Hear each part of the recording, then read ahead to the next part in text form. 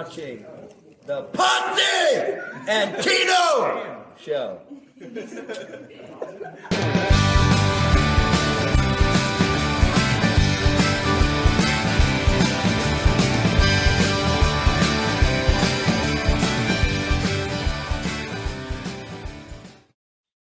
Ladies and gentlemen, boys and girls, children of all ages, the Pots and Pans Network brings to you its tag team champions of the world, the Road Dogg Tino Gray, the badass Rob Potsy Potchak, that's me, the Potsy and Tino show. Our theme song, as always, is brought to you by Adam's House Cats, called the Wrestling Song. It's available on iTunes for 99 cents. 99 Jones? 99 Jones. And Get back. And Tino, we always, we've got Chris Barrett in the audience already saying, "What's up, Rob Jones, Tino Jones?" But RJ and TJ in the house. Start the show with our segment called "What's Up with You." Hello, hey Joan. Michael Turner, the Jones boys. Chris Jones Barrett. Michael Turner Jones. Michael Turner Jones, Chris Jones Barrett. The Jones brothers. Oh man, what let's see. So this past week was kind of bittersweet. So it was Valentine's Day, but it was also the day before was the 20th anniversary of that we lost my brother-in-law. So it was kind of a bittersweet thing. But yeah, we went and had Italian. My mother-in-law came down. She brought her new puppy with her.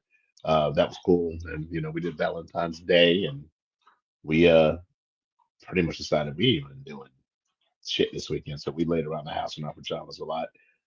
So we just chilled, and then we decided, hey, because we hadn't been to movies in a while. You want to go see a movie? I'm like, oh, yep, we'll go see Captain America. So we went and checked that out. What's today? Monday. So yesterday we went and checked it out. It was an awesome movie. It was better enough. It was good. I saw you didn't really. I saw your thing.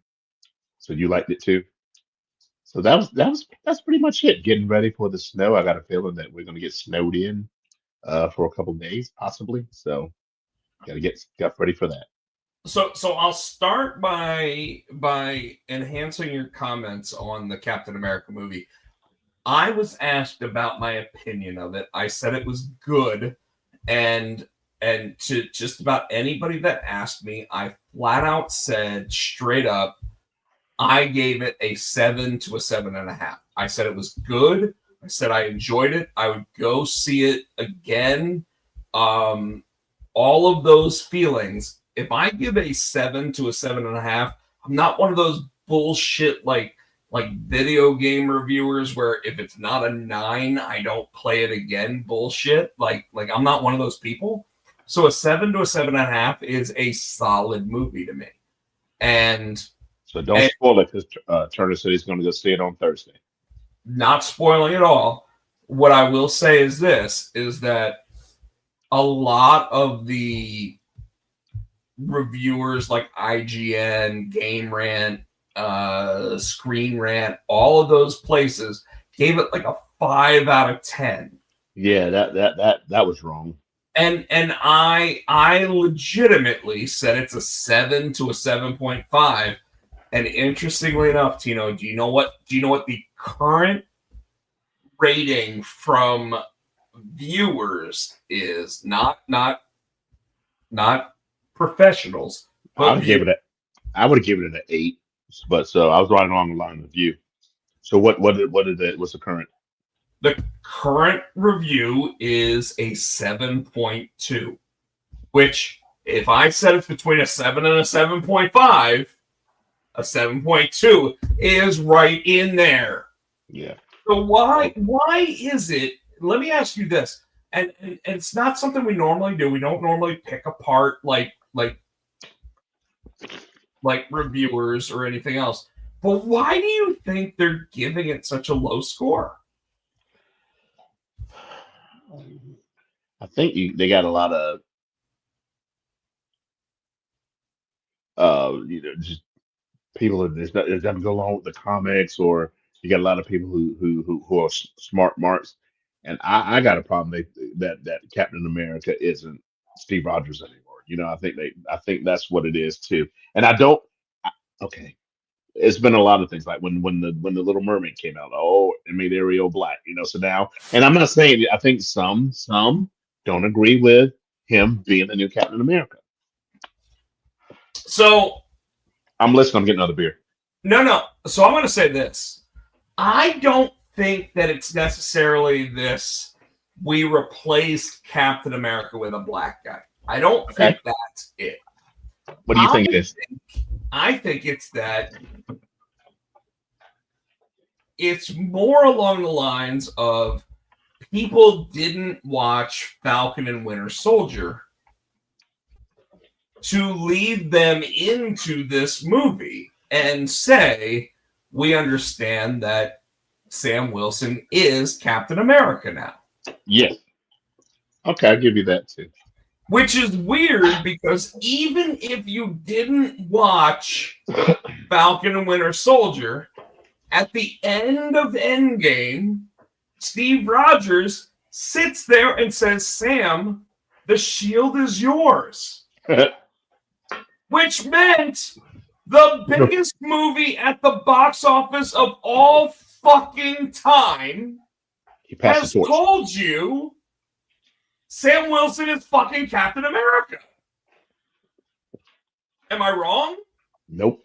I agree with Michael. Michael said just go watch it and make up your own minds. And that's what I usually do. I don't listen to when people say, oh, this movie sucks or this show sucks. I want to make my own mind, make my own decision. There's a second part that does make people argue that this isn't a good film. And the second part is specifically this movie is a sequel to the one Marvel movie that people try to forget is a Marvel movie. Which one? The Ed Norton Incredible Hulk. It is a direct fucking sequel. I didn't put that together. All right, remember, don't spoil it because Michael's gonna go see it. I'm trying not to. Without that, we'll leave it at that because you're gonna slip. You're right. I might. So then we'll just. But that's where people are like, oh, let me put it up against this bad movie, blah blah blah. First of all, Incredible Hulk is not a bad movie. It was the second Marvel movie of all of them, believe it or not. Wow. It was the only one of two that did not have an after credit scene, which is funny. But I digress. So what else is going on with you, Tino? We're gonna get back to that because you told me not to spoil anything.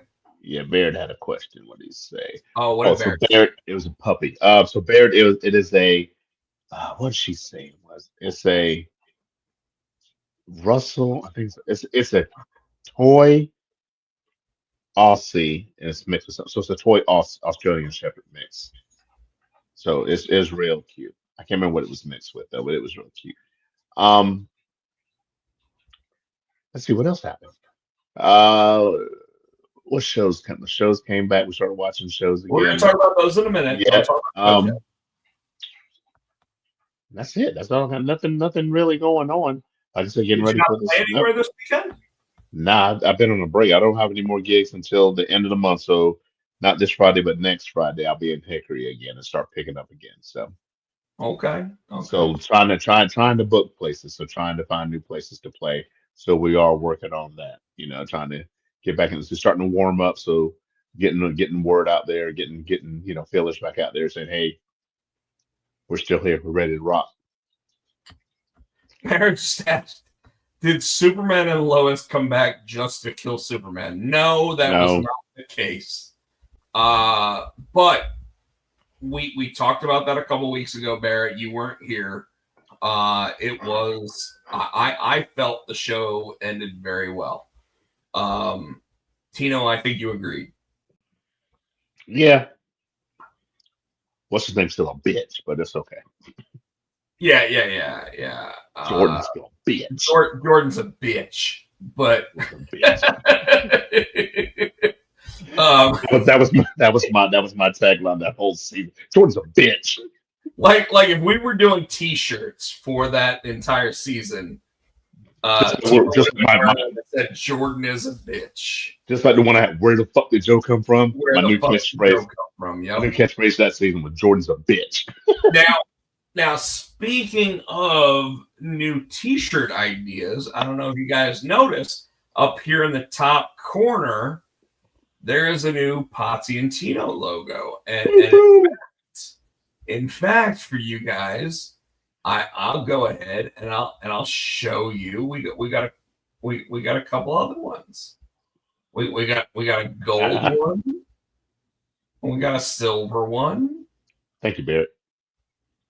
But my favorite is this. Yeah, that's my favorite. Is this? Like I was telling Robin off air, the silver and the gold would be slapped on if you put it on Really the good T-shirt designs. Yeah. Yeah, that would be fire. So at some point I will post them up as T-shirt designs.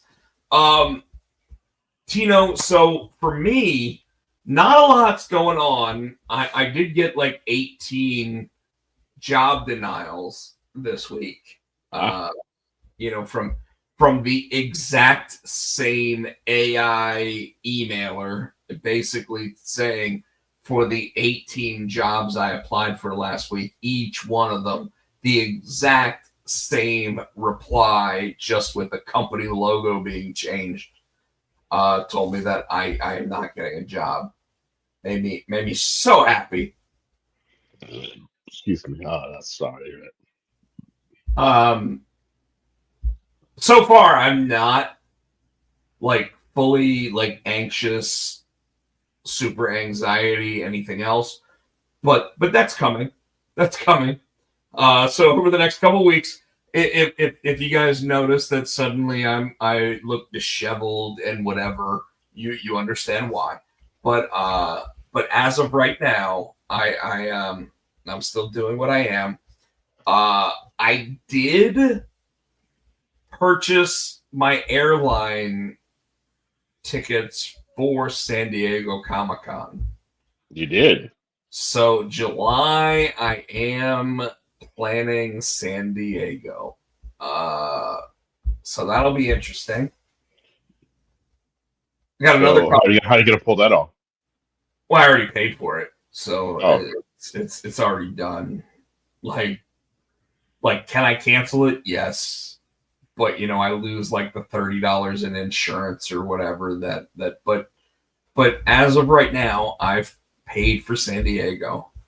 And in fact, every convention that I'm supposedly going to, I have paid for upfront right now. So even while I'm looking for employment, I have at least paid to get to the places of said conventions. So it's going to be interesting. And last week I started talking about a new comic book idea. Mm-hmm. Told you all about it, Tino. I can't really go into it, but you heard about it offline. I'm going to ask, what do you think? That's gonna go wrong, dude. I hadn't thought about it.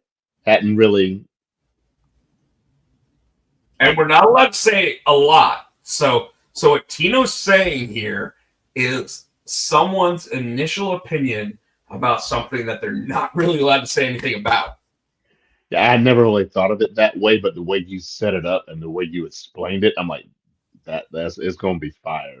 And I think it is something that if it's something that could catch on like as a cartoon. I could see it as a cartoon. I could see it as a show. And the best way I can describe it to anybody out there, and so this means Michael, Chris Barrett, anybody else listening, and the people that watch us after the fact when we're not live, because apparently we do 10 times as many views when we're not live, which is crazy. Crazy. Hey. When you're not watching us live, the best way to describe this idea is, what do kids that grow out of Pokemon watch? And that's what I'm thinking about. And Tino, when I said that to you, like, what was the first thing that went through your mind? I was like, I don't know. It's like anime. I don't know what that's Look, like. and you know what's funny is almost everybody that I said it to, the first joke was, kids don't grow out of Pokemon. My wife's there's 30 and 40-year-old men that watch Pokemon, you know, and they're right. Well, wouldn't they be interested in something that did what I'm talking about? Yeah, because I'll be 52 and I won't watch it. But you know what I mean? Like, those that do watch it, if they're not growing out of it, they might still check out something new. Well, and I'm not a big Pokemon fan, but I'm a big fan of the other thing you based it on. I did grow up watching that one. So, you know what I'm saying? So Exactly. I think that would be interesting to see those two elements put together. I'm kind of curious and excited to see. I started doing a lot of design work this week, and I'm pretty cool, pretty happy with where I went with all of it. At the same time, I did actually go to an artist who's local to the Raleigh area and ask them if they would be interested. They've been a little apprehensive, but I did message them saying, hey, if you don't want to do it, please let me know. And they were like, no, I'm interested. I just got to figure out if I can make it work. Mm-hmm. And that's got me like, because you know me, if I can get the person that I want to do it involved with it, that normally means that, like, we got something big. You know what I mean? I did also want to say that I got back all of the lettered pages for Die Hard #3. Sent my final edits back. The book is good. #2 should be in stores in the next couple weeks. It did get delayed a little bit, not because of me, not because of the artist, but because of the comic book industry, unfortunately. Because I don't ever, I never have a book come out late, Tino. You know that, right? Mm-hmm.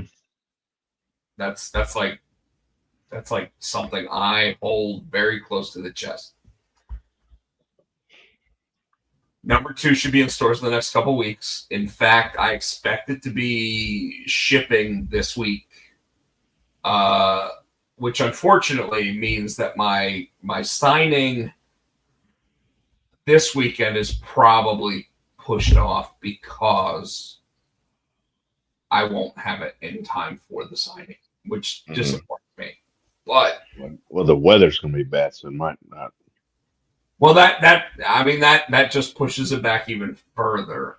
But I was hoping the issues would have already been printed, shipped, and on their way. And then even with bad weather, by Friday, I would have those books so that Saturday I could be at my signing. But that does not look like that's going to be the case. So I'm a little disappointed about that. But with #3 already being back in my hands at this point, That means I do think number 3 will be out on time. Something super excited and That's super gonna be cool. I super can't wait. disgusting in terms of all the violence. I can't wait. I can't wait. um, the new idea.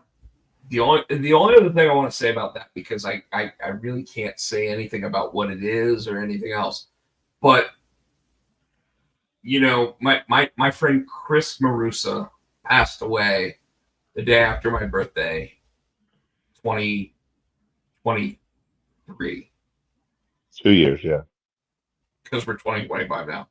So 2023, December 23rd, 2023, he passed away. I always joked that I would try to figure out a way to put him into a comic book before he passed away, Oh, like really? while he was here. And so the new idea I figured out, I'm like, I'm going to call a character Chris Moose Marusa. Like, Nice. Moose Nice. is as his call center name or whatever. But I'm going to call the character by his name. And it's totally as a callback and a true, like, I'm putting it out there for him. Nice. And I thought it was just the perfect way to, like, represent somebody forever. You know what I mean? That's cool though. So, other than that, not really a lot going on with the what's up with me. And I know we've gone 25 minutes sitting here like babbling, but that was something I did want to make sure I mentioned, is that I did create a character that kind of looks like him, and when it gets moved over and somebody's actually working on it, he will be a character in that book. And it's cool because he actually liked both of the things That you're doing? Oh, cool. that it kind of represents. So it makes even more sense. Tino, Yup. weekly television watching. Lots of shit happening. So shit. Like I said, my shows came back. We've watched so many. I know, right? It's like NCIS. I know you don't watch those. L's Fifth. I like watching the show. Matlock. I've watched. I've been binging, and it's not just something on like a new show. I've been binging Dark Side of the Ring on Hulu for this newest season that they put out. Um, I didn't get to watch Watson yet last night because I got to check that out. Watson and Tracker I saw was back, and I think I think Watson Tracker, my other show. What's the other I, one? I just Queen added. Latifah. Equalizer. I think Equalizer's back now. I got to check that out. I just added to this, by the way. Cobra Kai. I have never watched that one either. I never. I got so much shit I'm watching. It's on my to watch list. I just haven't had a chance to watch it. Any of it. I think I watched like the first few minutes of the first episode ever. It's what it's like 4 seasons now. 6. How long are the episodes? uh, so Cobra Kai, most of the episodes are about 30 minutes. All right, I might be able to do that. But the sixth season was 3 parts. So it was like 5 episodes, 5 episodes, 5 episodes.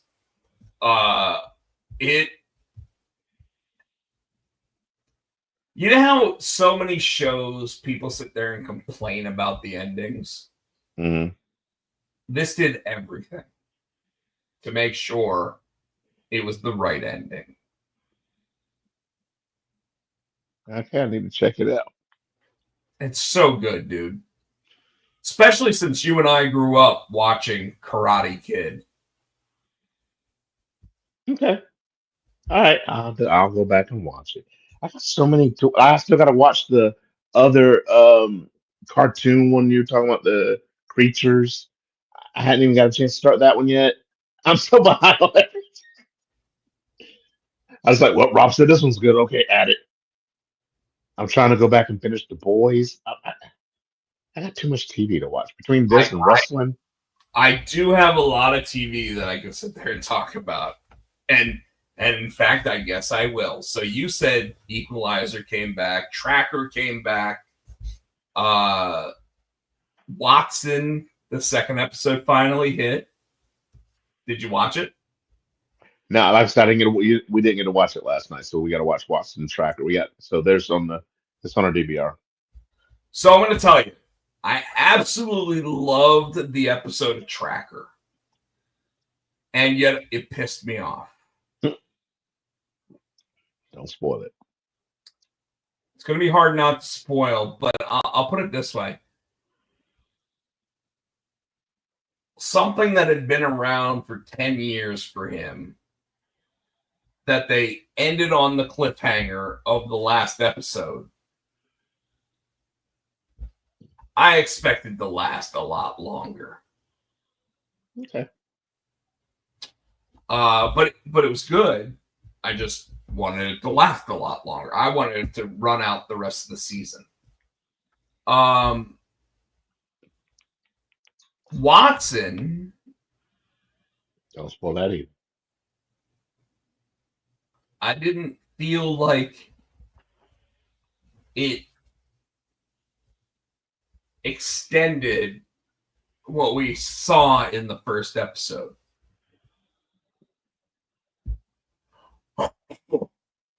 Bless you. And what I specifically mean is the end of the last episode, where they introduced who the big bad was. Right. So that irritated me. Sorry about sneeze again. Bless you. I don't know what's going on. Anyways. My cat's here, so. I know, right? Like, I was in an Uber yesterday where they had the windows down while it was nice outside, and I think that might still be, like, messing with me. But did watch the finale of Cobra Kai, and I'll tell you, like, if there is a show that other shows need to watch to understand how to finish something, is that it? They understood where they started, they got to where they wanted to at the end, and they really did make sure that all the good happened and all the bad was punished. Okay. And that's tough to do, right? Yeah.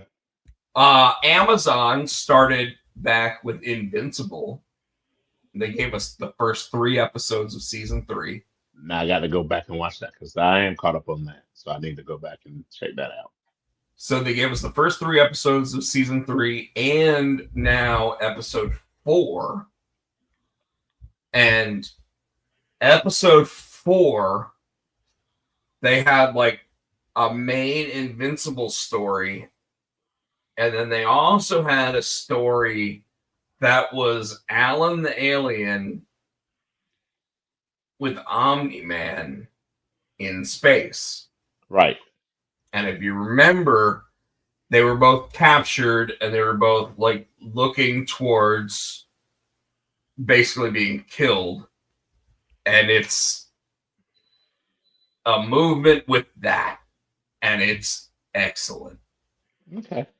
So the first half of the episode, I actually really didn't give a shit about. But the second half of the episode, where it was Alan the Alien and Omni-Man, I was like, yes. Okay. So that was good.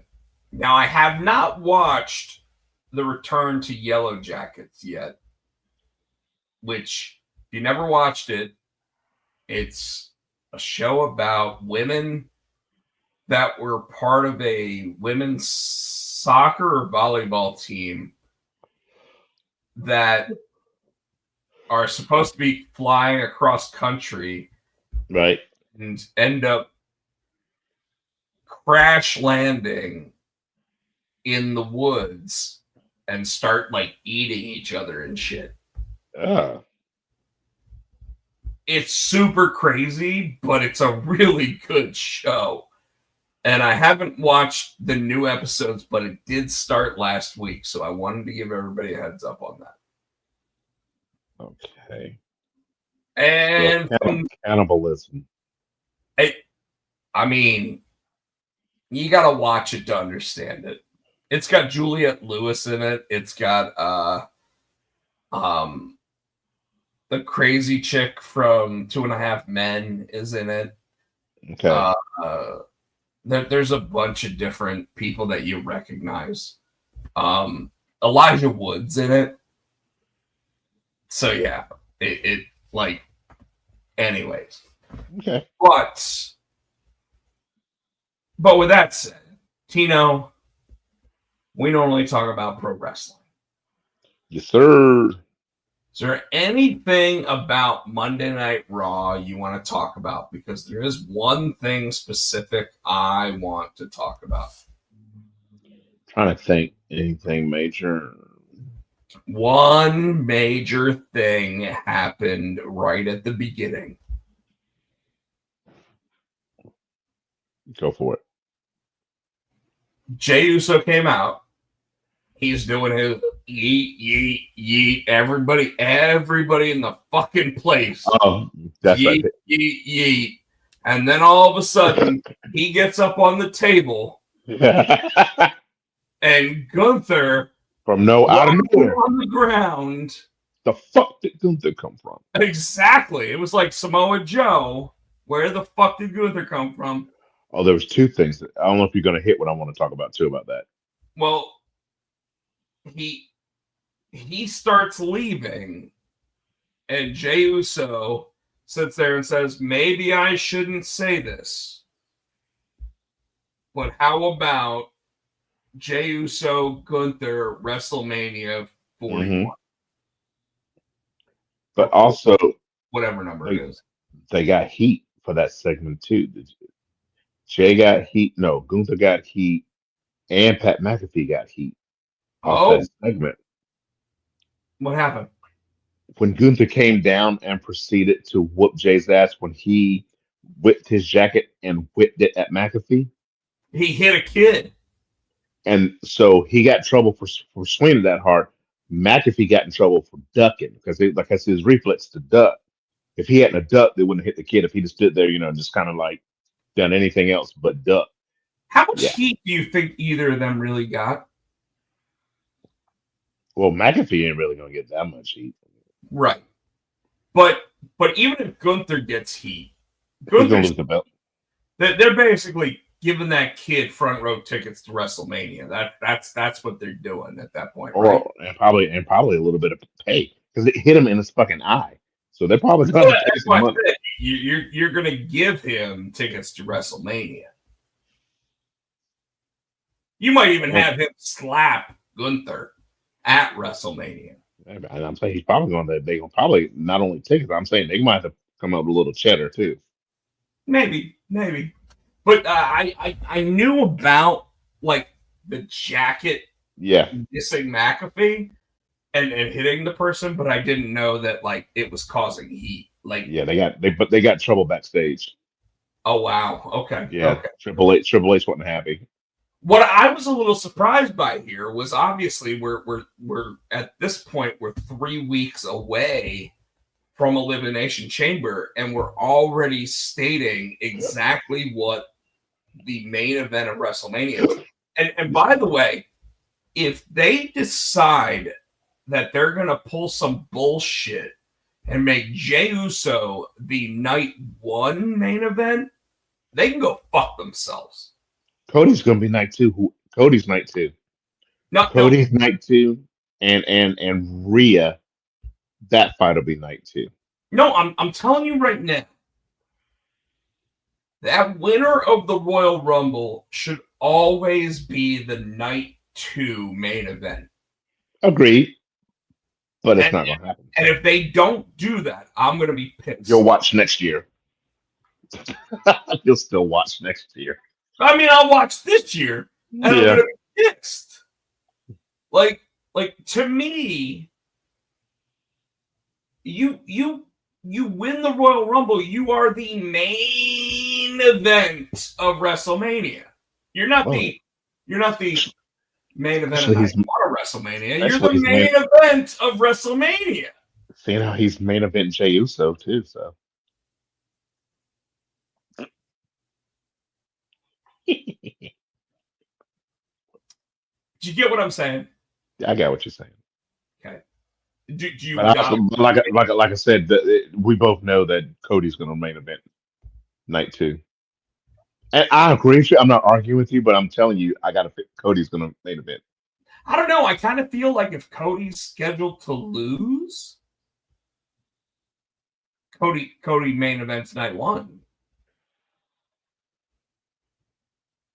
So we're thinking. So Jay's scheduled to win, so he'd be the last guy. You know what I mean? Yeah. Like, it'll be interesting, and it's going to be something where I think that like all those betting sites like FanDuel and stuff will be like, what's actually going to be the main event of wrestling? Like, and that's what you're going to bet on, not who wins, but what goes on last. Yeah. Which is bullshit, by the way, because it should be, without a doubt, it should be Jey Uso versus Gunther. Agreed. Okay. Anything else from Raw? I can't think of anything. Like I said, it was so much wrestling this week. Dude, there was so much wrestling. Chris Barrett or Michael Turner, if you guys want to sit there, anybody else in the chat, if you want to sit there and throw in a comment and say what you liked or didn't like from Raw, please let us know. SmackDown or NXT, yeah. Well, I'm not even going to bring up NXT last week was excellent. It was building up for this weekend. And by the way, let's go ahead and just say it. I didn't create a logo for NXT Vengeance Day, but we can talk about it, and I've got it pulled up. The fact that they added Cora Jade to the women's main event. I knew it wasn't going to happen, but there was a certain part tickling the back of my brain. Going to win. Tickling the back of my brain. What if it was upset? What if they swerved us? What if she won? I'm going to tell you, she got added to that main event because she has been that fucking good since she came back. Oh yeah, no doubt. Like, no doubt. The fact that even now she's turned on Roxanne Perez too. So she face now? No. That's what I'm saying. It's Roxanne's heel, she's heel. So how's that work? She's the worst heel. Okay. And she and I mean, like, thank God she is so good. And I, you know what? Julia's good. Stephanie McCurr is good. Fucking Jordan Grace coming in is good. But Cora Jade has done something, and I think the reason why they're worried about giving her the belt is because every time she's injury prone. She's gotten anywhere, she's gotten hurt.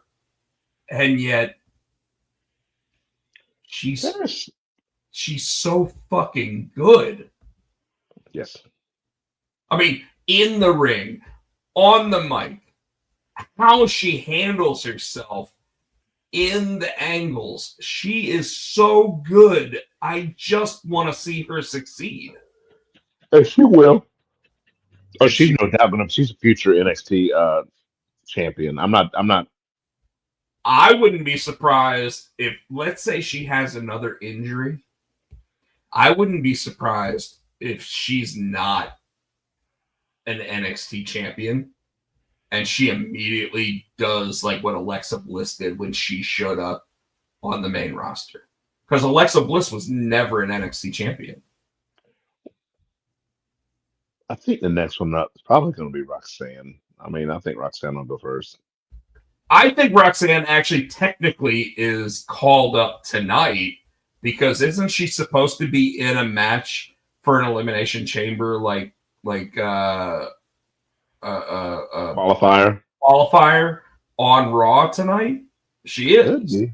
Oh, She okay. Well, is she might be against. called up. It might be against Bailey, Mm. but I think she is because they were talking about that on NXT last week. Is that Roxanne is in the Forgot about qualifier match? So I think she's technically called up, even though she's still showing up on NXT. Somebody else came on NXT, which I forgot that you weren't watching, and I'm like, that's it. And I text you said, thanks, I had a chance to watch it yet. I'm like, oh shit. Yeah. Go ahead and explain how you robbed Rob of the situation because folks, Tino gets so mad at me if I wait an hour after a show and I message him and say, "Oh shit, did you see this happen?" I And forgot. he goes, "Thanks, asshole, because I wasn't watching. I was in bed." So what happened I was so Tuesday excited. night, Tino? It was like 10:30. I was watching it late, so I figured 30 minutes after the show ended. It's like 10:31, and I'm watching. I'm like, And Ricky Tuesday night, Starks. I run trivia. I forgot, and I said Ricky Starks showed up in NXT. He said, "Thanks for pulling a Rob. I'm just getting home from trivia." Oh well. You said thanks for pulling a Rob. I said, "LOL, sorry." I took it like a champ. I sat there and even gave myself heat. But I was. It was so weird. Like he came out the crowd and everybody's chanting his name. He never said his name. He said all his catchphrases, but he never said his name. And the commentators never said his name. Like all they said was the fans know who he is because they were chanting his name. So let me go ahead and state this. They still. Nope. We Even are now if you 6 days later. when she's They've shown it on Vengeance Day. They have shown it on NXT. They even showed it on SmackDown. and if you know on Vengeance Day, they said his name yet. On Vengeance Day, it just said something coming Tuesday or new signing Tuesday or something. They still hadn't said his name. Well, he actually did. He said something on Vengeance Day. And if it wasn't on Vengeance Day, it was like on their Twitter or whatever. Yeah, I didn't see him. And so I have to assume, and folks, this is where like obviously we don't have we don't have full access to what's going on their shows, but we have to assume one of two things happened.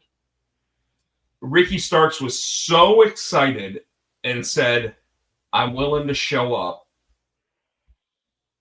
that he showed up on their program before they actually had created for him, right? Mm-hmm. Or I have to assume that WWE offered him two possible contracts. The first contract is as Absolute Ricky Starks. And that's going to be a lower downside guarantee because they They didn't don't invent it. know the name. But if all of a sudden he comes out as Chance Welcome, and I'm just making two names up right there. But here's the thing, though. They don't. It doesn't seem like they care about it because Julia came in with her name. Jordan Grace came in with her name. Uh, Valkyr. You Hold know, on. Hold on. You're saying you don't think they care about it. They absolutely care about it. And that's not that's not a play on absolute Ricky Starks, by the way. yeah, it was. Yeah, They absolutely do care about it, though, and here's why. Because the amount of money they can make off the name is so much more than they can make off of the persona. So if he comes out as Ricky, like absolute Ricky, and I don't know what they're gonna like. I really don't know what they're planning on coming out with. I think they basically said, here's the deal. Your downside guarantee is going to be $50,000 more a year. Chris Bear said Chili McFreeze. Chili McFreeze, nice. I'm sorry. I mean, it could be Ricky McStarks. I don't know. My point is that if WWE owns the rights to the name, it's worth more to WWE. I guess my question is did they let Jordan come out so they have a working relationship? They don't own TNA, so why does Jordan get to keep her name and her music? So Right? So no, here's your point. If Jordan were to change her name to Jordan Grace from Jordan Grace, we all know who she is. It's like Rhino when he went from ECW to WWE. It's worth more to WWE to own the name and likeness. So If that they Jordan own Grace Jordan? owns it, she's more. And by the way, the Jordan Grace one is even funnier because going back to the Ricky Starks one, the Jordan Grace side is if Jordan Grace signs as Jordan Grace keeps her name, she keeps her likeness, she licenses it to them, right? Okay. Could Ricky not do that? Grace took a massive pay cut because she has to close her OnlyFans account, which she did have. But understand, and by the way, she's hotter now. I hate to say it. She's more attractive when they fixed her hair and did all that. But she's going to lose millions going to WWE. But the overall, if all of a sudden she's main eventing a WrestleMania against Charlotte Flair, is going to mean so much more in terms of her money. You know what I mean? And I think she will be. I think she's a future world champion. And I think that's where the issue is with Ricky Starks. Ricky Starks has to realize that on the main roster right now, coming from where he was, where he hadn't been on AEW television in a year, going to NXT, great. But he has to assume that his plateau, his max level in WWE is what? Intercontinental Champion? But why? But there's no way that right now, today, Ricky Starks thinks that he can be WWE Undisputed Champion. Not right now today, no, but I'm not saying 5 years from now. You know what I'm saying? Well, and that's the thing. Does he think that it'd be better to be Ricky Starks? Or does he think that it'd be better to be Ricky Stork or whatever they come up with for him? Because my feelings here are this. If WWE owns the name of the character that he is, they are more willing to push that character. A person like Jordan Grace already has a lot built behind her. It's like AJ Styles. AJ Styles is a 2-time WWE champion already, right? Mm. But AJ Styles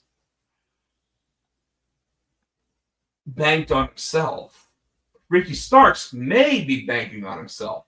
That's why he's doing the whole face, and he's doing the whole Ricky Starks thing. But we haven't heard The revolution's been televised. What's that? He even said the revolution has been televised. That's what his thing in AEW. So he's doing all the Ricky Starkish things. But you know who the last guy was that did all that? That didn't keep their name? LA Knight. He's Eli Drake. LA Knight did all of the exact same shit. He's still doing the same shit. He even did the whole thing, but he had a different name, owned by WWE, and yet, you know what I mean? Yeah. It's okay. It's like the machine gets further behind certain people because the machine owns the people. Makes sense. So it's been really weird to me that Ricky comes out and says, everybody seems to know who I am. And everybody's asking where the revolution is going to happen. Well, I'm here, ain't I? But he never once mentions his name. He never once even mentions that he's Ricky. I would have figured that he was Ricky something. Mm. And he's not necessarily. Well, we'll find out tomorrow. I think we will. I think you're absolutely right.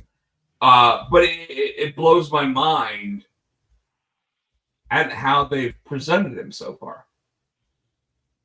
But I have to assume 100%, if you want to keep your name, WWE immediately sits there and says, we're taking this much away from your downside guarantee. Mm. And it's because they're licensing your name from you. So a Jordan Grace, AJ Styles, Sean Spears, any of those people. What about Cody Rhodes? Do you think because he was Cody before? Cody's a little bit different, and it's a good question.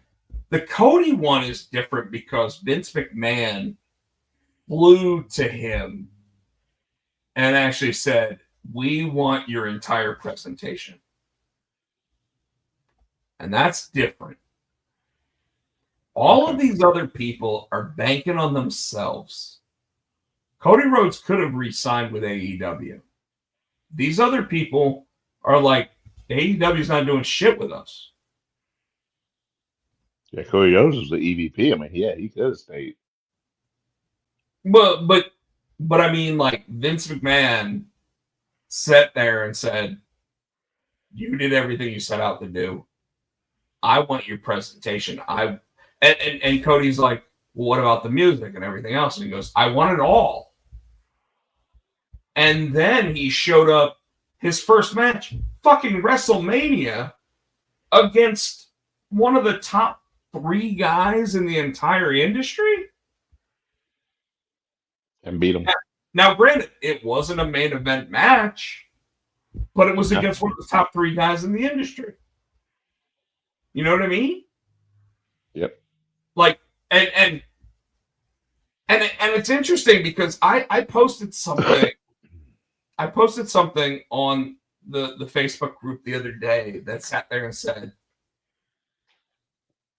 look at what WWE has done with the AEW prospects that came over to WWE. Okay? Jade became a women's tag team champion and was supremely on WWE television, like constantly was a focus. Am I right? Yeah. Okay. Cody Rhodes, massive focus on WWE television. The only time he wasn't on there was when he ripped his own muscle off the bone. Brian Pillman Jr. is currently a champion in NXT. Like, we might not like him as a character, but WWE sees so much in him that he took something that was a specifically skilled championship idea. And when he won it, he was like, nope, it's now one fall, this, that. So it's now a regular championship. All ego. Former NXT World Champion. Shawn Spears immediately bumped up to what?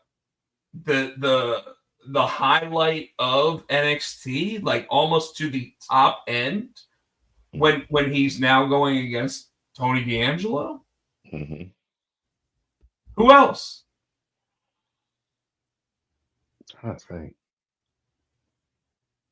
Well, they were showing something like that. Jade used to be. Well, we talked about Jade. We talked about Cora Jade used to be AEW. She wrestled like a dark. I'm not talking about how Gigi Dolan used to like showed up on like 2 matches of AEW. I'm not talking about how. I'm literally talking about the people that have made their way back after being something on AEW, and how like every single one of them, to my knowledge, has been. Ooh, Andrade. Chris Barrett's got it down here. Andrade, Dragon Lee. Andrade is regularly used on the main roster. Penta's there now. Dragon Lee. Yeah. Yeah. Like every single person that AEW has said, we don't know why we're not using you. We're just not using you. That has gone to WWE has become something. And here's the craziest part, Tino. Ricky Starks, he's hard to work with. Andrade, hard to work with. Penta, hard to work with. And yet all of them are in these premier positions on WWE television. Penta is probably making more money than he has ever made in his entire career because somebody thought it was a great idea to put his fucking mask on the fucking website. The 5% he makes off of his mask, he's making more money than he ever has. And when it comes to Penta, the fucker speaks English. Who the fuck? Like, did you know he spoke English when he worked for AEW? Did he ever do promos? I know he did in ROH. And wherever, and when he was in Impact, he did speak a couple of times. I forgot though; it's been that long because I don't think he barely did in AEW. Did you think he spoke English? Penta? Yeah. Yeah, I told you I've heard him speak English. I forgot though.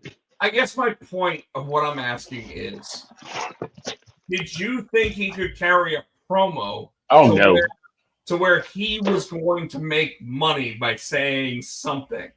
Mm-mm. And the motherfucker speaks better English than Andrade. Tell me I'm Mr. wrong. No, only Mr. Flair hung around, and now he's not Mr. Flair. He's not Mr. You Flair anymore. can't call him that anymore. Can't That's call him what I that said. anymore. Ex Mr. Flair. So I don't know how he's gonna how well he's gonna fare now. He'll be fine because Triple H likes him. Penta speaks better English than I do. Chris Barrett? Oh damn! Chris Barrett?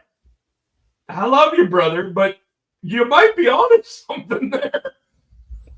Damn! Damn! Shots fired. But Penta has been used so fucking well. Yeah. And I'm waiting for Alistair to show up tonight. what's that? I'm waiting for Alistair Black. I wonder if he's coming back to Alistair Black. It's gonna be I have a feeling they're gonna figure out a way to hold that off to the night after WrestleMania. Could be wrong, because I mean we're talking a month, like almost 2 full months right now. But English is my only language, and I can barely speak it. damn. Damn. Damn. All right. Let's. So by the way, Ricky Starks isn't the only one with a new home coming up. Josh Alexander, former TNA heavyweight champion. Where's he going? Well,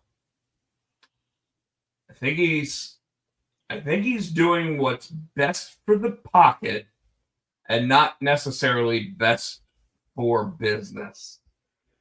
He's going back to Japan. Nope. AEW.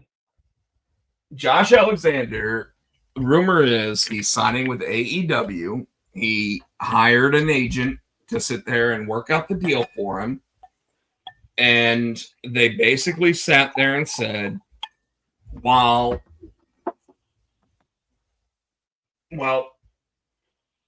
Dave Meltzer basically said that they didn't necessarily think it was the best move for him in terms of creative. They did say that it's the best move for him financially. And as a guy in his mid-30s, Josh Alexander signing with AEW, it makes sense. Okay. And I got to be honest with you, I kind of agree with the statement. At the same time, I don't like the idea of a guy in Josh Alexander's situation not betting on himself. And he should have gone to WWE. Well, and let me put it this way, and Tino, this is something serious. Like this is like where I am in my personal life right now. Josh Alexander saying I'm going to take the money is what a lot of these people are going to do. It's what Mercedes Moné did, right? We're going to talk about her more later. Oh, fuck her. But it's what she did. She took the money. She said, I deserve to be a top paid person. I'm going to get the money. Mm-hmm. Josh Alexander is a top performing talent in the 4th or 5th highest league and somebody is going to give him. But he's going to get there, and they're going to do like they always do. He'll be cool for a few months, and then you're not going to hear from him hardly anymore. Except if your downside guarantee is $3 million a year, like Ricochet or Mercedes Moné or any of those people, does it matter? And by the way, this is where someone's sitting there going, I have a family. I've got to support them. TNA was great, but they couldn't give me the money. I get it. I get what he's talking about. And at the same time, I agree with you. He, I don't. Well, like I said, I agree with you. I feel like there is a spot where he's got to think, I could make a shit ton more if I became NXT champion. Right? Yes, and he can even. I won't even stop him at NXT. He can go to WWE. He can go to the main roster. I mean, he is up there, in my opinion, with a Kurt Angle, with a Chad Gable. Oh, he totally is. And in fact, I would say that at some point, him and Chad Gable would probably be the best tag team in the entire WWE.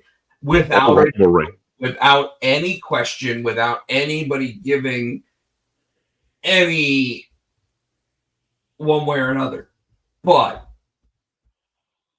I'd like to see that match, just them go at it one on one. But is the best tag team in WWE or a singles match with Chad Gable going to make him as much as just some random collision night after he already signed his contract for $2 million a year to work for Tony Khan? And that's the problem, is that, and by the way, this is exactly what Triple H was talking about when Will Ospreay did not come to WWE. Because I'll tell you right now, the way that Will Ospreay's been used in AEW, hold on, no, I think he's been used great. I think he has. In the year that he has been there, because it's been since what, March of last year? Something like that. By next year, if he was in WWE and he was putting as much effort into what he was doing as what he's doing in AEW, he'd be main eventing fucking WrestleMania next year. Mm-hmm. 2 years in, he'd be main eventing fucking WrestleMania. And instead, he's not even main eventing their main shows. That's the difference. And that's where this Josh Alexander thing is. I get why he's saying, I want the money. Tony Khan's throwing a ton of money at him. Take the money. I don't have to work as hard. I don't have to do house shows. I don't have to do this. I don't have to. I literally just have, and you know what he's going to be? He's going to be Ring of Honor World Champion. That's what he's going to be. Because TNA World Champion translates to Ring of Honor World Champion. But it doesn't mean anything in terms of what we, as people that watch the shows, care about. Know what I mean? I don't know, because Jericho's King of Ring of Honor champion right now. So Josh Alexander's going to beat him. And then Josh Alexander is going to be on what?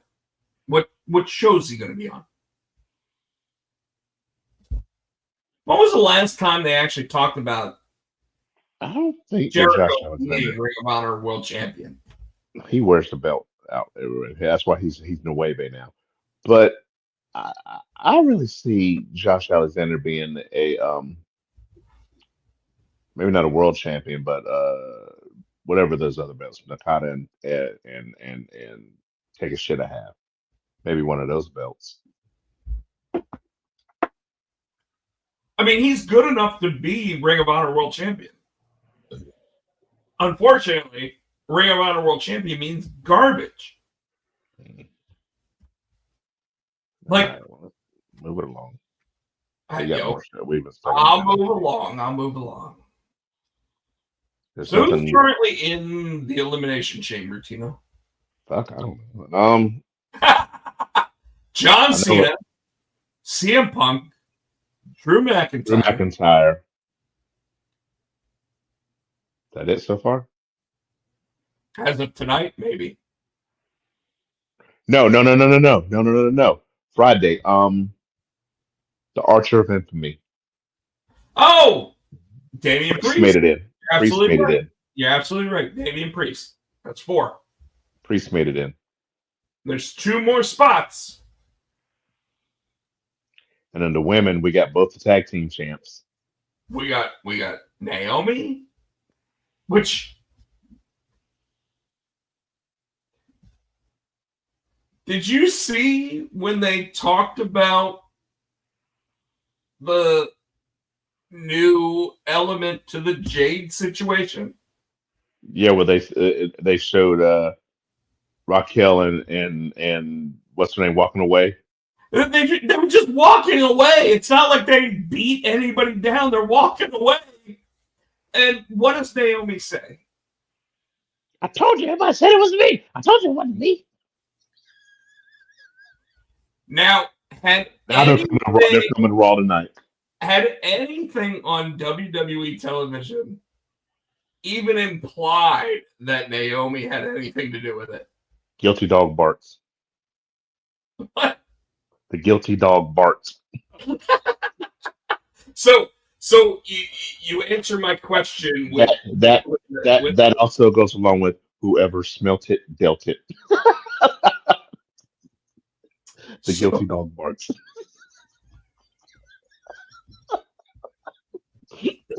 I mean, but you didn't even answer my question. My question was, did anybody ever imply that it was Naomi? I don't think so. Not on television. Nobody. So her sitting there going, everybody said it was me. I showed you that. I told you. It's like bitch. Bitch. You're stupid. Sorry. So we got Bianca, we got Naomi, we got Alexa. Mm-hmm. Who else? Anybody else? Did Lyra make it in? Was she in a qualifier match? I don't think so. Who did she fight? Let's see. Elimination Chamber. Yeah, I don't have those results pulled up. But while you're looking that up, how about we talk about this? Michelle McCool was announced for the WWE Hall of Fame. Mrs. Undertaker. Mrs. Undertaker's wasn't Mr. Undertaker. He went in last year, right? Undertaker went in either a year ago or 2 years ago, and I have no problem with Michelle McCool going in. She did enough to deserve being a Hall of Famer. I have a problem with it though because Victoria recently signed a WWE Legends contract, and she is still not in the WWE Hall of Fame. Real quick, sorry. Cena, Punk, McIntyre, Logan Paul. Oh, and Damian Priest. And Damian Priest now. And then the women, we have Liv, Alexa, Bianca, Bailey, and now Naomi. So there's 2 spots left in the women's, 1 spot left in the men's, which is probably going to get filled up tonight. And I was right. Bailey beat Lyra Valkyria. I knew Lyra was in the show. Yes, you're absolutely right. So After apparently, Bailey lost in the NXT match. too, for elimination, we're going to have Owens and Zayn, Tiffany. This is saying Tiffany Stratton versus Trish Stratus. I knew they were tagging. I didn't know they were fighting. No. So Tiffy and Trish versus Candice and Naomi at Elimination Chamber. And now they're saying Jacob versus Braun again. So you know what? And Shinsuke versus Jimmy. I'm just looking at these predictions. I'm like, wow. Hold on. I want to talk about the Jacob stuff. Jacob Fatu. He's about to be face, I think. I don't think so. But either him or soloing will be face. Well, hold on. I kind of felt like they changed the dichotomy of the positions of the characters. Like it really felt like at the beginning of SmackDown that Jacob was now in charge. Solo was asking for his approval, and Tama Tonga is just waiting for Tonga Loa to come back. Did you not feel the same way? No. Why did you feel that way? So you didn't feel that way? I feel that Jacob might be, I don't want to say in charge now, but I think it's one of those Solo has been gone so long and now you're back. You're not the boss of me anymore. What's going on with you? The big difference was what Jacob had been saying to Solo for so long.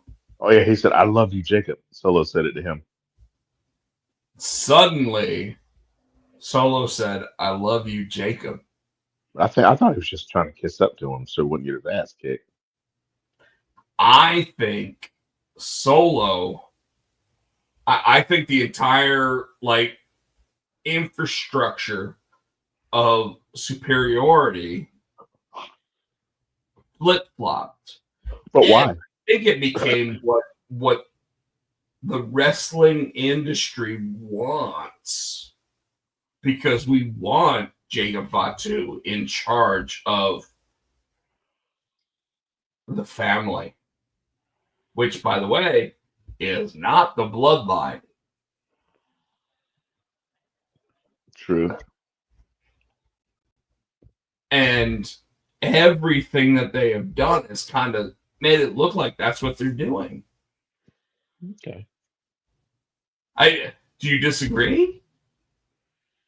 I'm just waiting to sit back and see, because at the end of that, when Solo, I don't even think it was an accident that I think he meant to solo and spike Tama Tonga.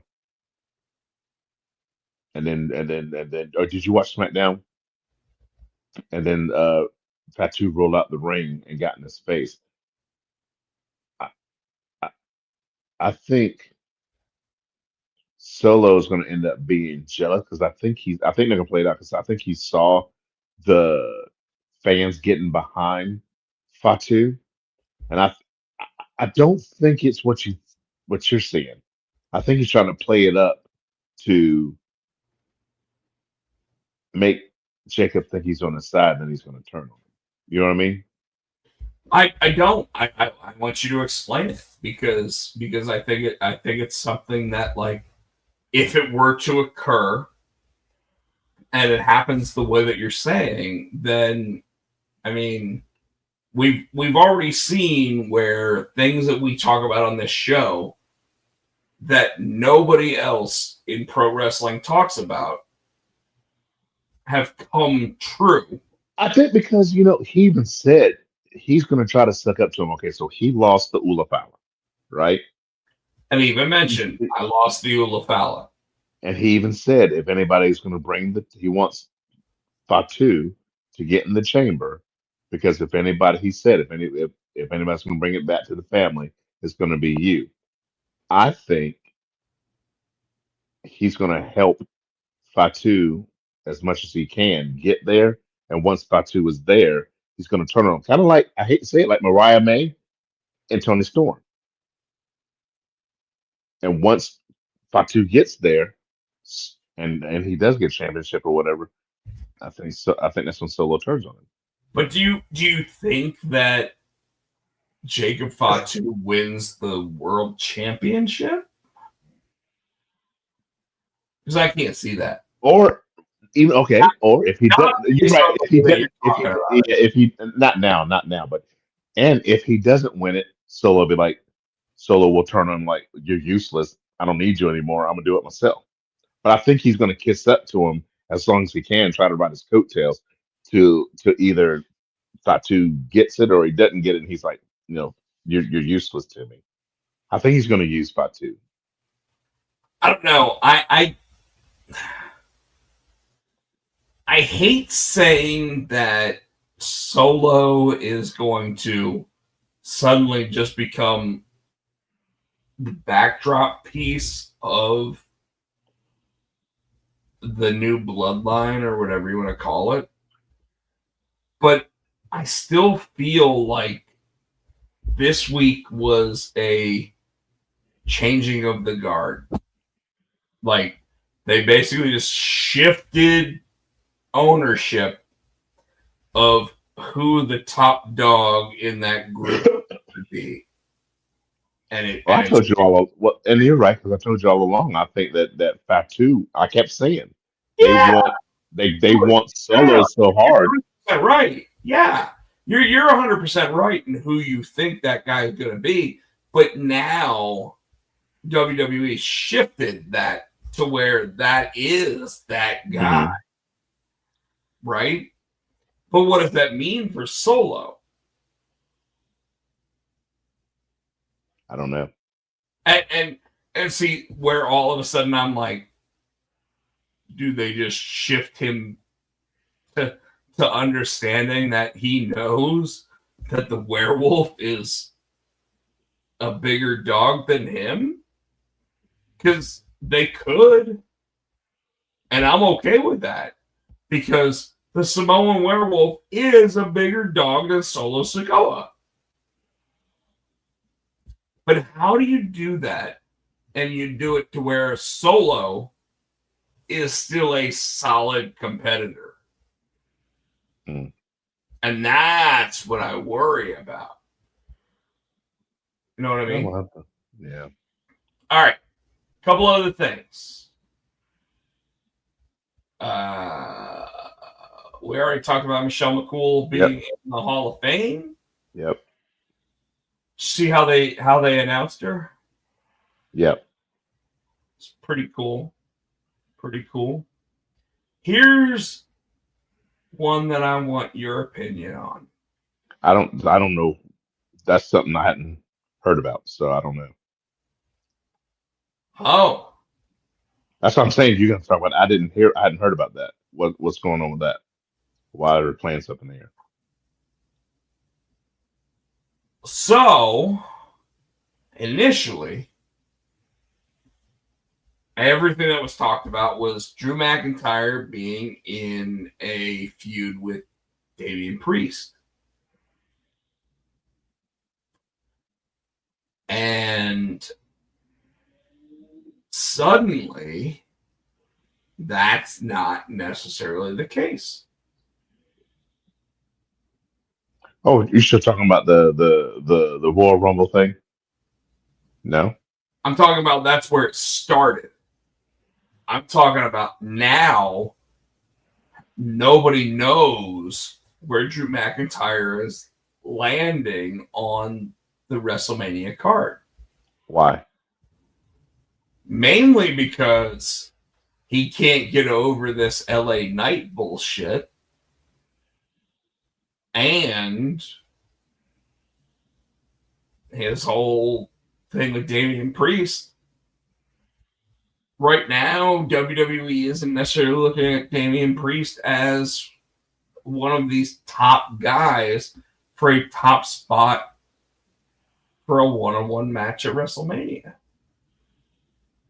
He's in the chamber. They're both in the chamber. They are. And if I had to guess, that's how they're going to try to get it back, with the two of them like almost eliminating each other.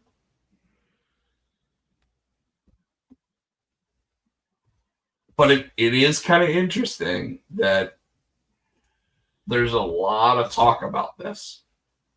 Okay. Let me see what else we got. Oh, not much. Yeah, I don't have A&E, but I do have Tubi, so I will be watching them all. So, Tino, WWE LFG is Legends and Future Greats. Yep. And let me ask you this. Based on everything that you had seen in terms of advertising for it, because the first episode, I think, launched yesterday.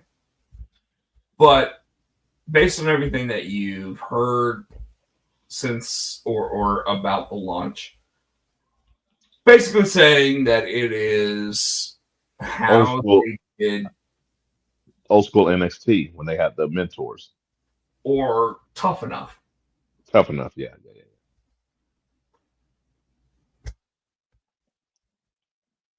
The big difference, from what I'm hearing, is that it has The Undertaker. The Undertaker. Yeah. He is one of the people that is opening up the idea and everything else about what's going on. Okay. You got nothing? Like I said, no. All right. Well, with Evolve coming to Tubi, thoughts? I'm interested to see like this is supposed to be like the feeder program for NXT, right? So it'd be interesting to see the people before they go to NXT. I watched Evolve before. I think it was like it was on, was it YouTube? It was Evolve was on something else. I used to watch it a while ago. So Evolve was a different company back in the day. Yeah, but it came on. It came on. I watched it. I remember watching the show. I just don't remember where I watched it. And WWE purchased it. They purchased the talent. They purchased the look, the feel, and where it came from though was the same guy that created Ring of Honor, Gabe Sapolsky. Sapolsky, yeah. And Sapolsky had this idea, and he's always had this idea, because he knew he could never keep the top talent. His idea was to continue creating talent and to evolve, which is funny because it's the name. That's the name. And WWE even bought Evolve. And if I had to guess, I would say it was like the last thing that Vince McMahon did. And when you look back, I mean, Vince McMahon bought ECW, he bought WCW, he bought most of what Ring of Honor was without buying Ring of Honor. And he bought Evolve, he bought a bunch of the different like European wrestling companies, but he always put the right people in charge of developing these things to continue to be something else. And Gabe Sapolsky, who started Ring of Honor, left Ring of Honor, started Evolve, got bought by WWE. Right. And it seems like Triple H sat there and said to him, "We love the idea. Do it again." That's what it looks like. Am I wrong? No. Like Chris Barrett, Michael Turner, anybody else have anything? Like, it literally looks like he told them to take the idea and make it work. And we all know that that's what Triple H does. Triple H doesn't necessarily create something brand new. He just sits there and enhances ideas that are already there. Now, NXT, you can say that's his idea. You can say that from the beginning to where it is now, like that cancerous growth was all him. Right. But the truth is that like so many other people took it and made it what it is. Tino, I got one other thing I want to talk about, and it's specific to the SmackDown brand. And I don't know if you heard about it, but Road Dogg Jesse James has become co-lead writer on SmackDown. Say what? Yeah. Am I breaking news here to you? Yeah, I hadn't heard that. So the Road Dogg, Brian James actually is his name, is now the co-lead writer on SmackDown. Holy shit.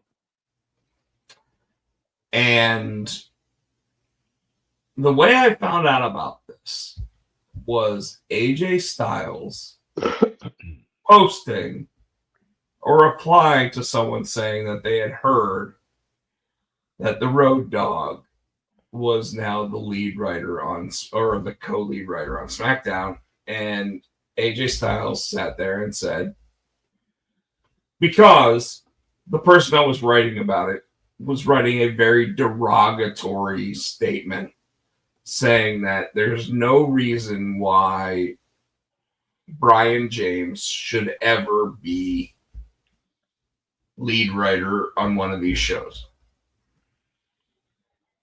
And AJ Styles wrote an opinion piece that basically said, you have to realize that the person that was in charge of everything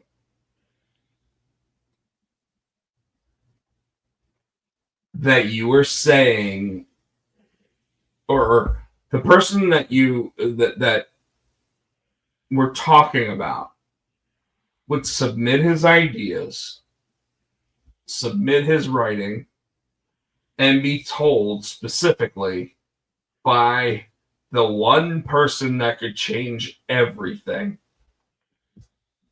that all of his ideas were garbage.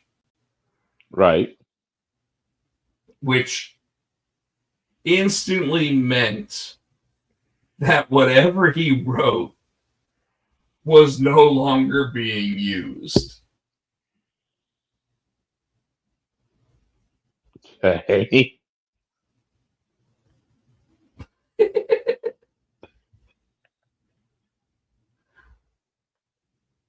So AJ Styles, who we all have to think doesn't necessarily agree with everything that the WWE is doing because they just fired his two best friends again. Mm-hmm. For what, the third time? Yeah. Sitting there saying that we should buy into everything that they're doing with the new co-lead writer of SmackDown. Even though he's on Raw, by the way.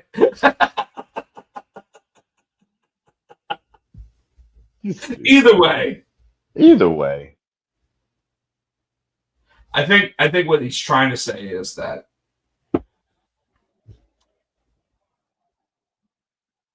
BG James, aka the Road Dogg, deserves the credit and the position that he's got and will continue to build those programs based on where he's at.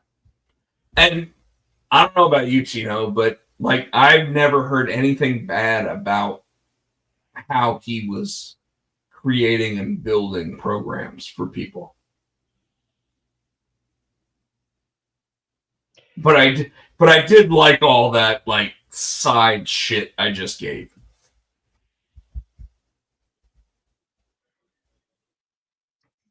Yeah. That's just weird, but yeah. All right, I got one more thing I want to really, really talk about. And I know you're not going to like it. Check your text. Did you just text me something? Yeah, drunk ass, I did. Did you say we're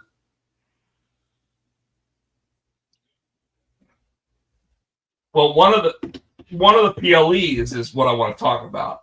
Okay. So we'll just go through the two. How about that? All right. All right. So I'm gonna put this up with NXT, and I'm gonna let you start breaking it down. So I was surprised that they started with a championship match with the North American match. So we had Women's, the women's, women's, huh? The women's North American match. Fallon Henley and Stephanie Bakure. I don't know. I thought that Kalani. I didn't think that Stephanie was going to win it already because she's. I thought that she would go after the world title. I didn't think she was going to come after this title. I figured this title would be a Kalani Jordan or a what's the other girl's name that came up, the new girl that came up that's teaming with I know who you mean. huh I know who you mean. Keep going. the red hair, the Yeah. big chick. Aria. Yeah, Zarya. I thought Zarya was coming. So Stephanie won the belt. All right.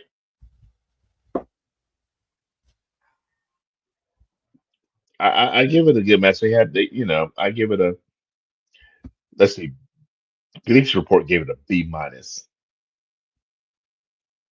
Yeah, that's about what I'd give it. I mean, it was a solid match. Sure. The tag team match pissed me off because I'm ready for it. So it was Josh Briggs and Yusiki and Amora. I can't say his name against Fraxium.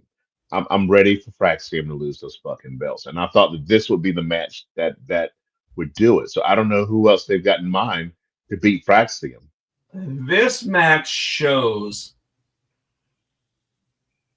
the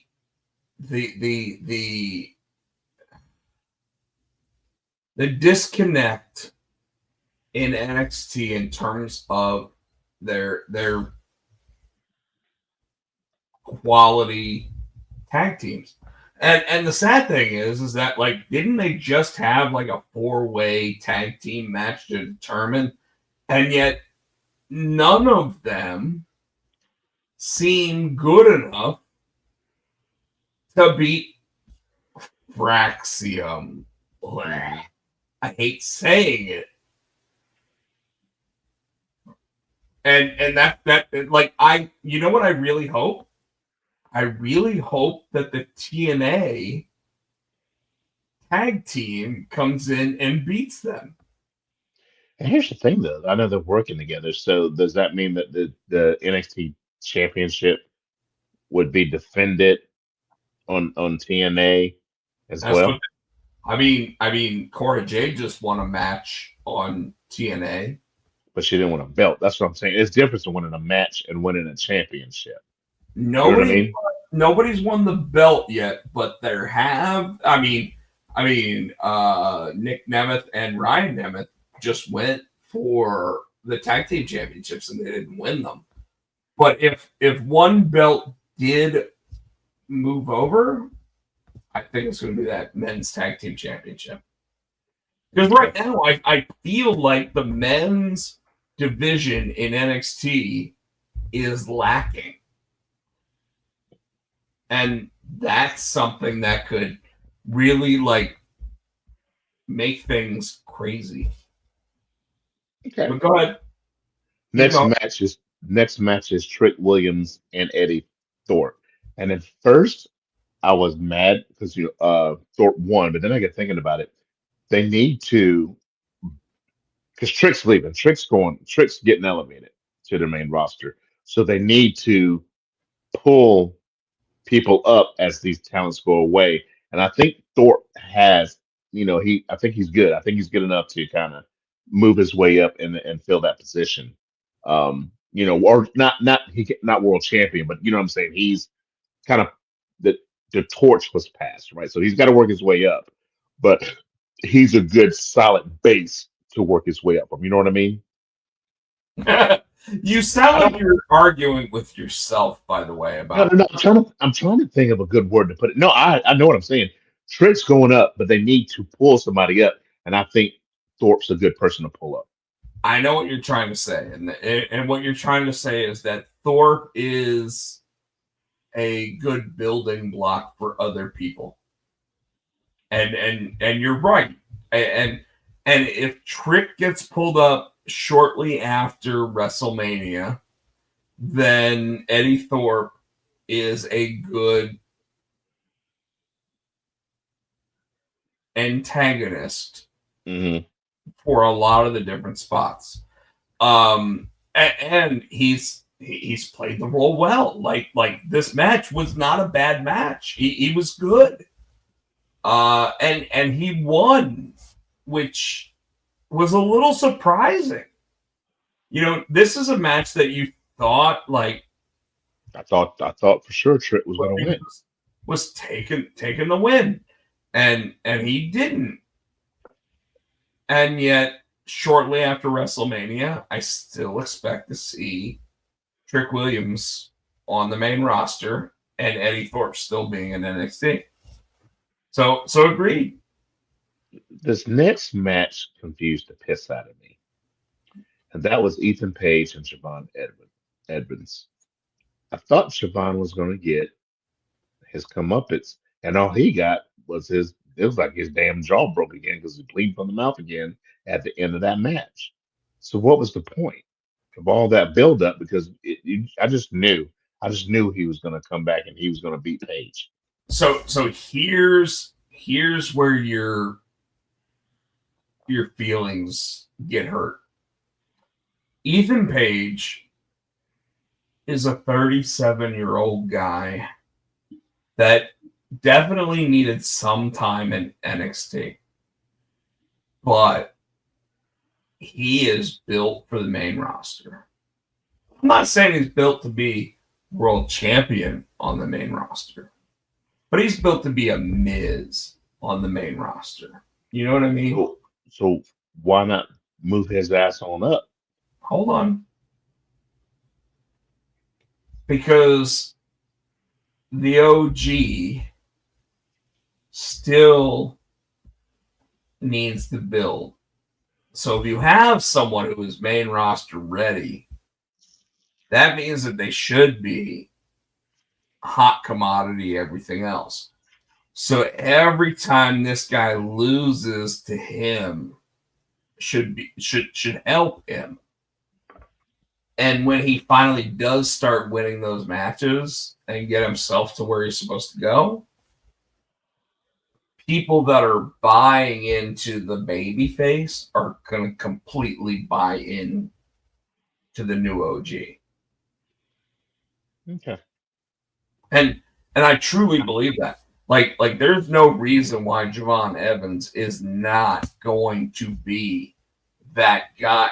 And I would think he might stay in NXT for 2 years. But in that 2 years, I think that by Stand and Deliver next year, he's NXT champion.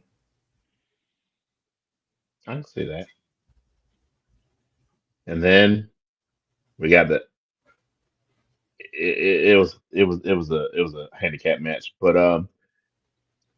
Obafemi versus A-Town Down Under. What'd you think I of don't this even think we match? really have to talk about the match because we knew what was going to happen in the match. Do we have to talk about what happened after the match? Who are these fucking guys? All I keep seeing online is we've now seen the new Shield. And if you The new look at Shield. if you look at the way that they entered, you look at the way that they actually like made their presence felt, the way that they threw that damn power bomb, they look like the new Shield. Okay. And by the way, I'm not saying it's the right way to introduce a powerful faction, but hell, the last time all three of them became world champions. And then we had the women's match: Julia, Bailey, Cora, and Roxanne. I'm a little disappointed. I don't were we off the air when I was saying when Julia was added to that match, it kind of tickled in the back. Not Julia, I meant to say Cora Jade. Or It kind of tickled in the back of my brain. Like, are they going to swerve us? Is she going to somehow come out and win this belt? But I was like, Julia hadn't had it long enough.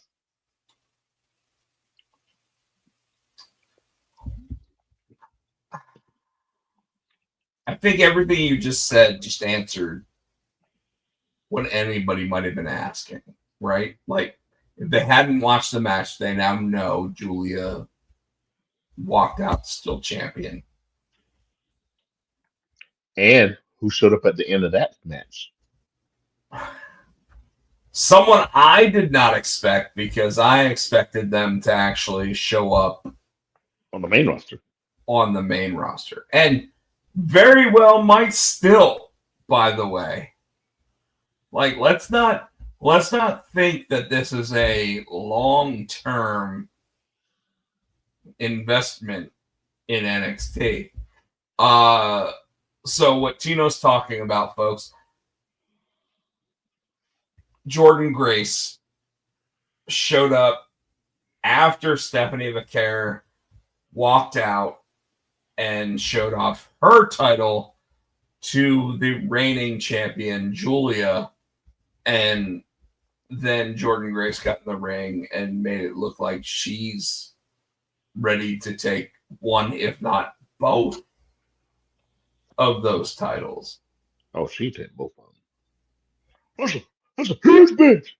Well, and by the way, Tino, since we're in a situation where like you can't really move the NXT people up, down, whatever, right now is the perfect moment to have a stand and deliver match where it would be Jordan Grace versus Julia versus Stephanie McCare for both women's championships.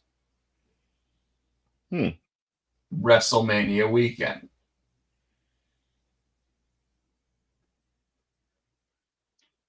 Say it again.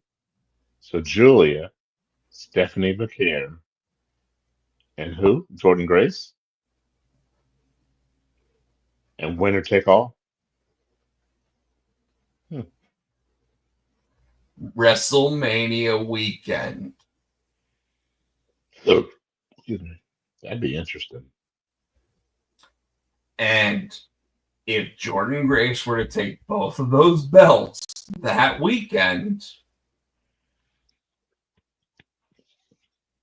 I could see her showing up Monday Night Raw with two belts, one draped over each arm, and being like, I want that one.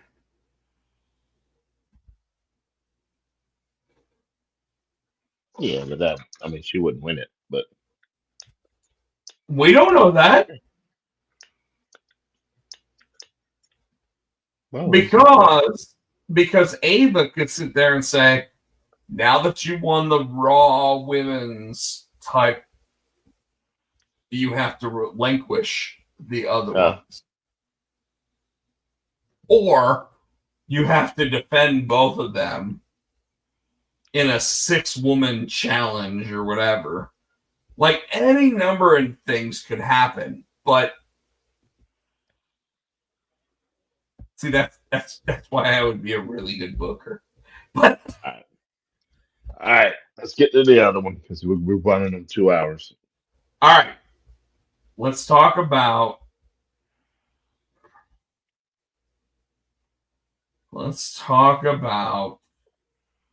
AEW.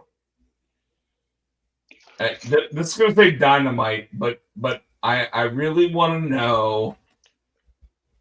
Let's talk about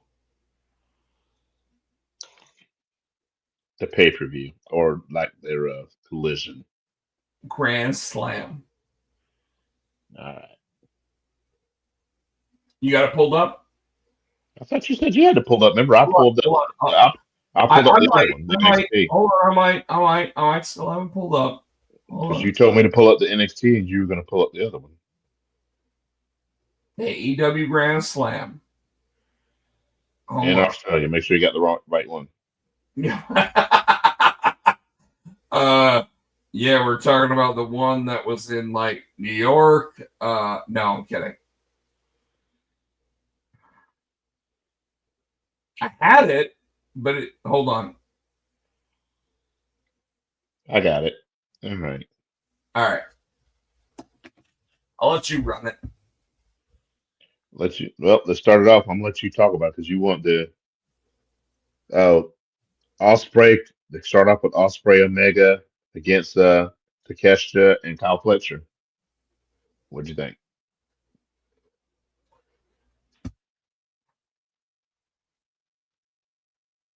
Pretty interesting that Kyle Fletcher, who was an Australian wrestler, got no fucking reaction.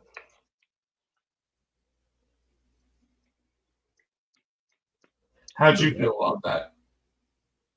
I mean, I was surprised. Usually, even if they're heels, if they're in their home country, they get cheered. But I think Omega, they were thinking about it. Was excited to see Osprey and Omega. All right. Who won the match? Oh, you know who won that match? Omega and Osprey. I mean, they've been getting their ass stomped by the Don Callis family for like a month now, so they had to get their comeuppance. Had to get it. Yep. Breach Report gave it an A+. And it deserved it. It was a great match. I think this is the one you want to bitch about. Mercedes Moné and Harley Cameron.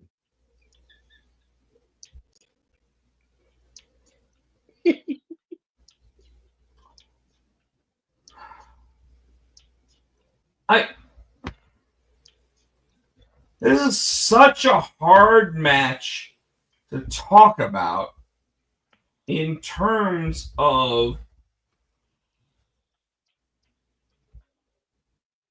build up, everything else, and whatever.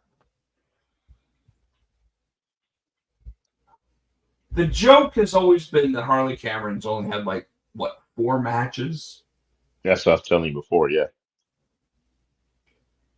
but has anybody ever, and I'm going to use Chris Jericho's line here,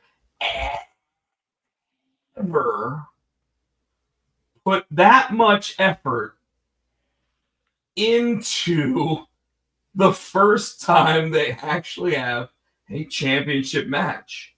Because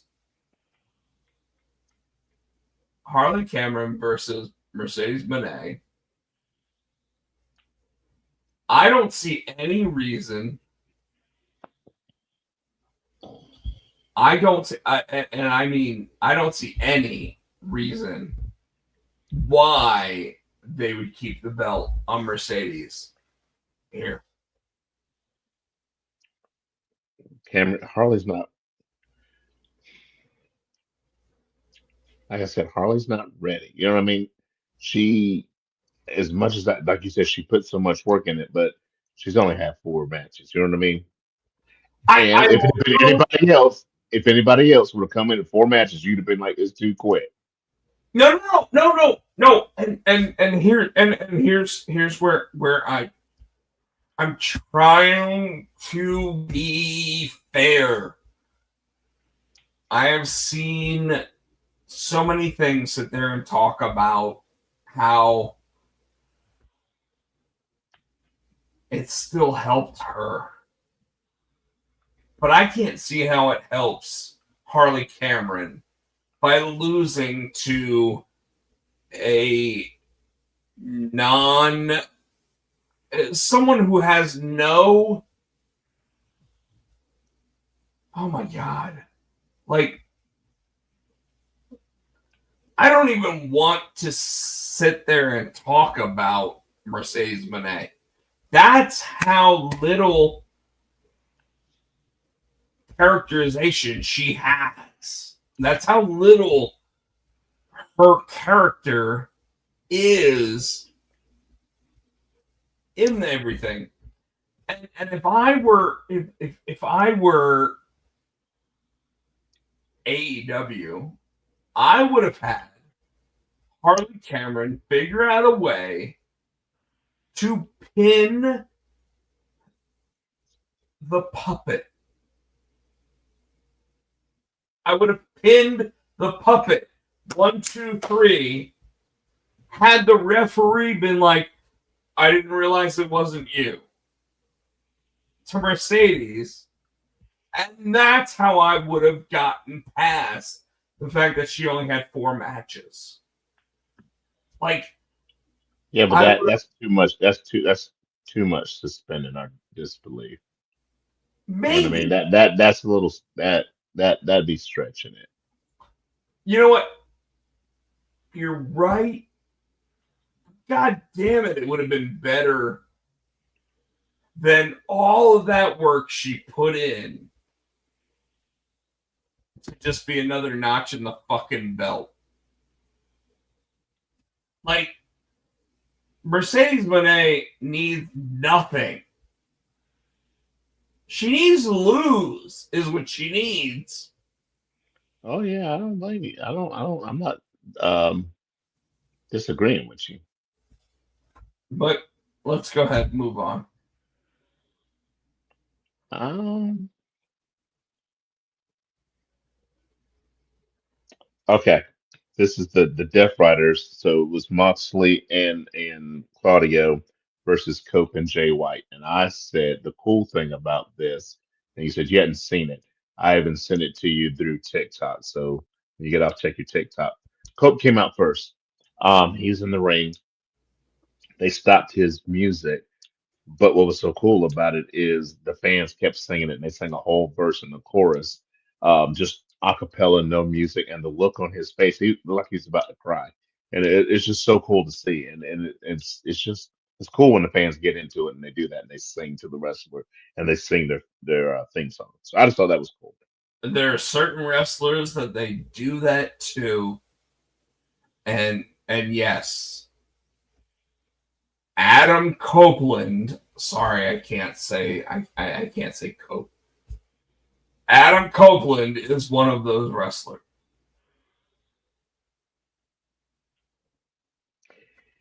And part of me, so this is a good match, but it ended with that fucking bulldog choke. And he kept yelling at Cope, I'm going to break your neck. I'm going to break your neck. And I keep expecting one of these times Marina get in there. And I keep looking for Edge's wife or Adam's wife, Beth Phoenix, to come out and even the odds there. So I'm almost thinking that that's going to happen in Revolution with their championship match. And the way they choked him out and the way he getting jumped all the damn time. I know we said it. I almost think that Adam might be the one to take it from him.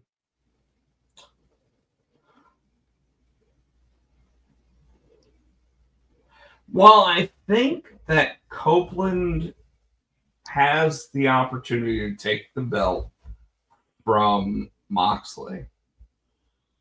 The only reason why I think that it would happen in that way is because Christian Cage would immediately cash in and take the belt from Copeland.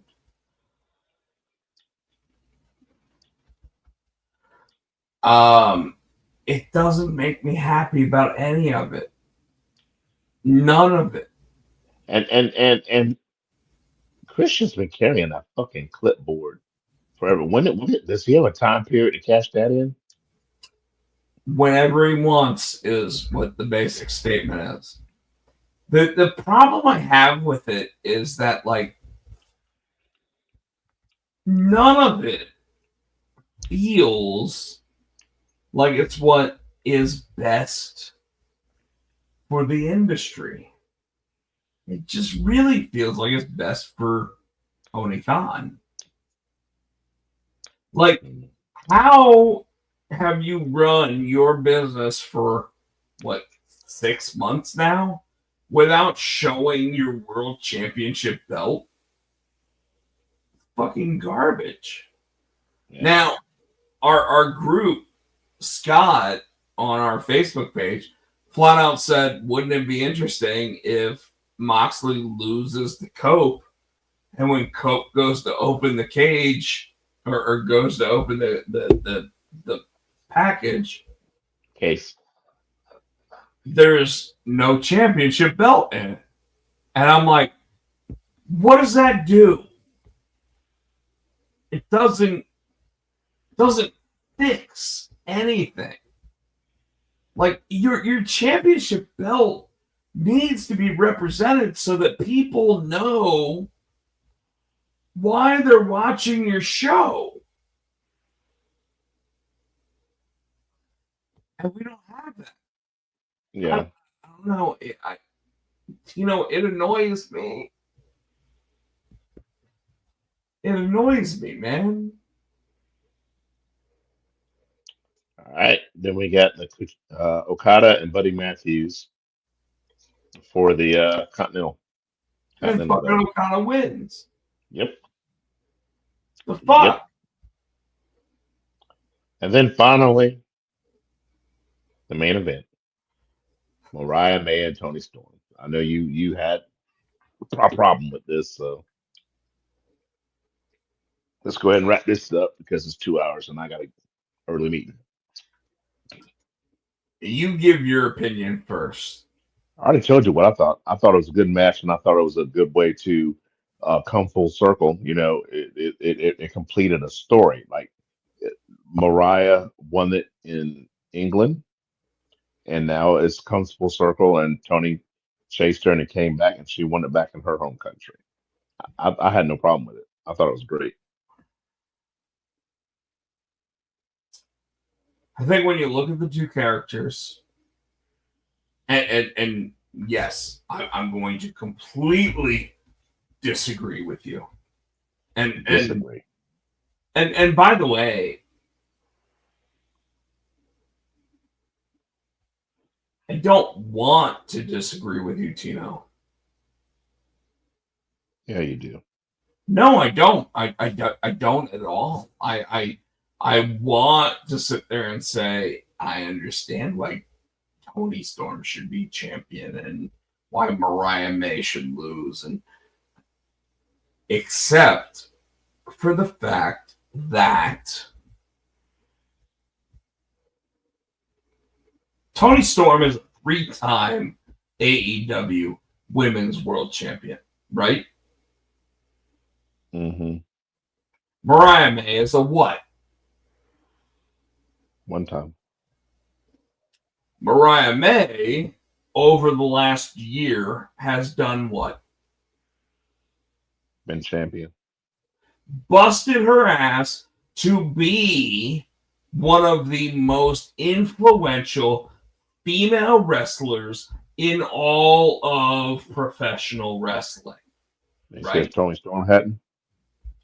Toni Storm went away for 6 months. But, and to your point, to your point, Oh, Jesus Christ. no, seriously, to your point, Toni Storm is a 3-time AEW Women's World Champion. 3-time. Now, a 4-time. What does that do? Does that make her better? Does that make her a more impressive champion? No. It doesn't do anything except have Tony Khan sit there and say, I have a 4-time men's champion and a 4-time women's champion. That's literally where we are. Whereas you bitch when they don't finish the circle or when they half-ass do a story. This story makes sense. It wouldn't have made sense for her to win, for her to lose, for Toni Storm to lose. It would not have made sense storyline wise. So you can't have it both ways. You can't want them to make sense, but then bitch when they do. You can't have it both ways. So I'm sticking to my guns on this one. You can't have it both ways.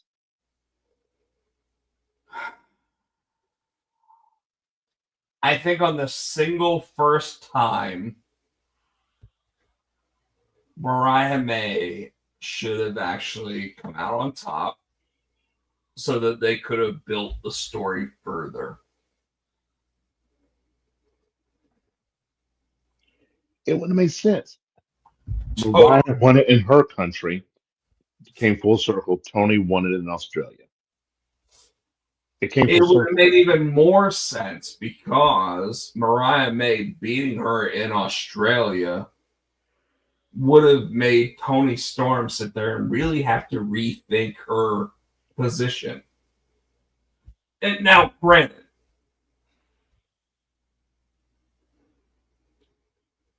my personal feelings are that Harley Cameron should have beaten Mercedes Moné and Mariah May should have won. Tony Khan did the opposite on both of those.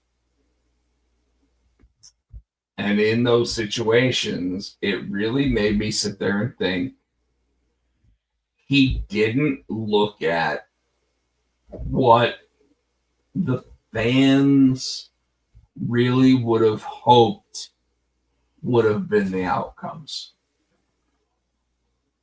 And you can't argue with me that the fan outcomes of what we hoped for would not have been Harley Cameron winning. Yeah, Harley Cameron should have won, but so should fucking Toni Storm. I'm not coming off of that. That's fair. That's fair. And Tony did give Toni Storm the win, making her the first time 4-time women's world champion in AEW. First 4-time. 4-time. When she could have lost. And it wouldn't have hurt her.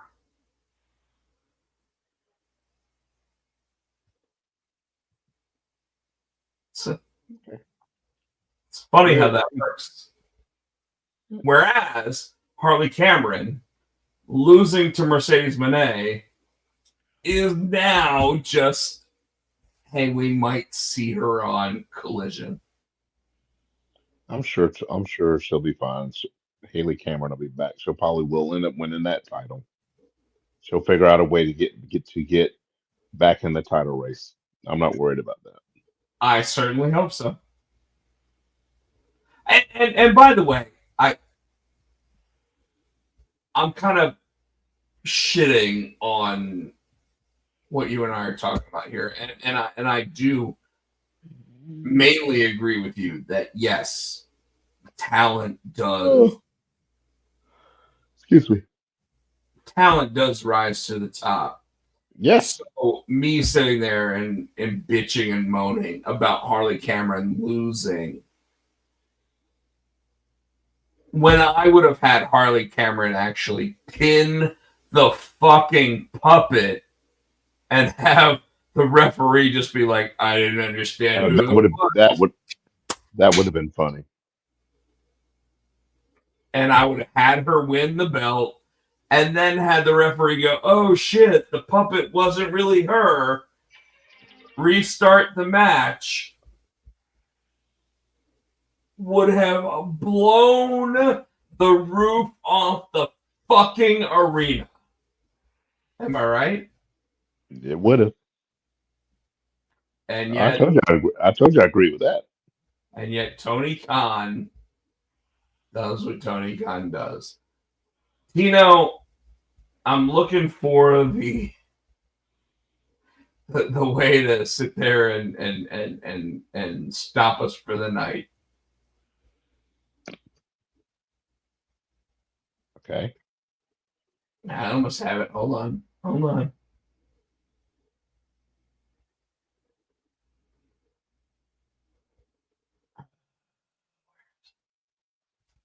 Shit. Where is it? Oh, there we are. All right. Tino. Love you, brother. You too. You can catch me on Blue Sky. You can catch me on Insta SC Tino. You can catch me on TikTok Tino or Great Music. You can catch us on X. We are Potsy and Tino. Facebook, we're the Potsy and Tino Show. We're right here each and every week on the Pots and Pan Network. Please subscribe, give us a thumbs up, buy our shit. Thanks to Adam's House Cat. You can catch him or catch them on iTunes for 99 cents. It's called The Wrestling Song. 99 cents Jones. It's Jones. The Wrestling Song Jones. Man, fucking damn. Every time he sits there and he throws those Jones at us. Folks, youtube.com/Rob Potchak. Subscribe, give a like. We'll love you for it. Other than that, Rob Potchak, Rob Potsy Potchak on all of the social medias. And that's the way that I'm going to sit there and say that this week. And that's the bottom line. And that's the bottom line. Because I'm getting ready to figure out the outro. Dumbass. Y'all be good. See you later. Folks, we love you. We'll see you next week. Ready? Ownership to Potsy and Tino. For the Potsy and Tino Show. Thanks for watching.